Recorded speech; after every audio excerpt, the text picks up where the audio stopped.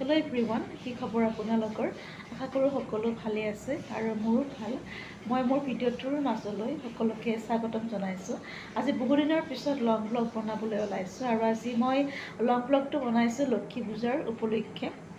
আপোনালোক সকলোৱে চাগে ভালে কুশলে আছে আৰু আজি ভাবিছোঁ গোটেইখিনি আপোনালোকৰ লগত শ্বেয়াৰ কৰিম লক্ষী পূজাত কি কৰোঁ। তেতিয়াহ'লে চাই থাকিব। যিহেতু আজি লক্ষী পূজা হয়, মায়ে ৰাতিপুৱাৰ পৰাই ব্যস্ত হৈ আছে, ইটো সিটো কৰি আছে আৰু এয়া নাৰিকলৰ লাড়ু বনালে। লগতে ভণ্টিয়ে বনাইছে কেক, চুজিৰ কেক বনাইছে, জাষ্ট হৈছে মাত্ৰ নমাই থৈছে। নিৰামিষে বনাইছিলে কেকটি। আৰু ইপিনে ময়ো ভাত খাই উঠি অকণমান ৰেষ্ট লৈছিলোঁ, ভণ্টি আৰু মই। অকণমান মোৰ টোপনি আহি গৈছিল, সাৰ পাওঁতে দেৰি হৈ গ'ল আৰু দেখিলোঁ মায়ে গধূলি সময়ত এয়া ভগৱানৰ কাৰণে শৰাই আগবঢ়াইছে আৰু সেৱা জনাইছে। এতিয়া লক্ষীশ্বৰীত পঢ়িব। আপোনালোকে বাৰু লক্ষী পূজাৰ দিনা লক্ষীশ্বৰীত পঢ়েনে? আৰু গোটেইকেইটা ৰুমতে চাকি জ্বলাব। এয়া হৈছে শৰাইখন, পদুম ফুল, জবা ফুল, লগতে মিঠা বস্তু যে দিব লাগে লক্ষী মাক ধুনীয়াকৈ দি দিছে। সকলোৱে দিয়ে অৱশ্যে এনেকৈ। আৰু এয়া লক্ষীশ্বৰীত মায়ে পঢ়ি আছে আৰু আমি শুনি আছোঁ। লক্ষীশ্বৰীত পঢ়া হোৱাৰ পিছত মায়ে গোটেইকেইটা ৰুমতে ধূনা জ্বলালে আৰু এইপিনে শৰাইখনো ভাঙিলে আৰু আমি এতিয়া প্ৰসাদ খাম।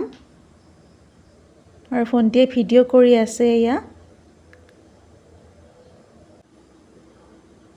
আৰু এয়া ধুনীয়াকৈ মায়ে শৰাইৰ এটি ফুল তাইৰ কাণত দি দিলে। এয়া আৰু মোকো দিলে মায়ে। আৰু ইপিনে আমি ধুনীয়াকৈ ফটো উঠিলোঁ আৰু গোটেইকেইটাৰো ইমান ধুনীয়া স্মেল আহিছে নহয় ধূনাৰ। এয়া প্ৰসাদ খালোঁ। অমিতা, পকা অমিতা, লগতে নাৰিকল আৰু তিয়ঁহ আৰু বুট এনেকৈ খালোঁ গধূলি সময়ত। আৰু গোটেইকেইজনে এনেকৈ আমি মিলি টিভি চাই প্ৰসাদ খাই আছোঁ। আৰু প্ৰসাদ খোৱা হোৱাৰ পিছত আহিলোঁ চাহ বনাবলৈকে। চাহৰ লগতো ঢেৰ কিবা কিবি খালোঁ, নাৰিকলৰ লাড়ু, চুজি, লগতে পিঠা আৰু কেক খালোঁ। আৰু মায়ে আটাখিনি মুঠি থৈছিলে, ভণ্টিয়ে পিঠাখিনি জলদি বনাই দিলে আৰু এতিয়া ভণ্টিয়ে প্লেট সাজি আছে। আৰু আজি যিহেতু মায়ে গোটেই দিনটো লঘোণে আছে আৰু ৰাতিৰ সাজৰ কাৰণেও জলদিকৈ বনাব যাম। আজি ৰুটিকে বনাম।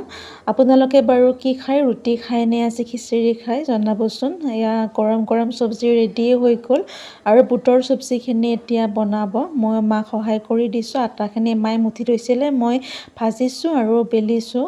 লগতে ভণ্টিয়ে অকণমান আহিলে সহায় কৰি দিব। আৰু এয়া বুটৰ চব্জিখিনি এতিয়া মায়ে বনাব। আৰু ইপিনে নাৰিকলৰ লাড়ুখিনি যে মায়ে বনাইছিলে, মই দুটি টেমাত ভৰাই থৈ আছোঁ।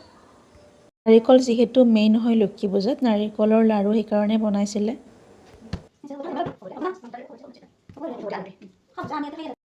এয়া বুটৰ চব্জিও ৰেডি হৈ গ'ল। অতি চিম্পুলকৈ বনাইছে মায়ে, একো মছলা পিঁয়াজ আজি একো দিয়া নাই যিহেতু মায়ে দিনটো লঘোণে আছে।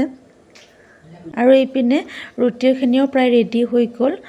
আজিলৈ আহিছোঁ, বাই।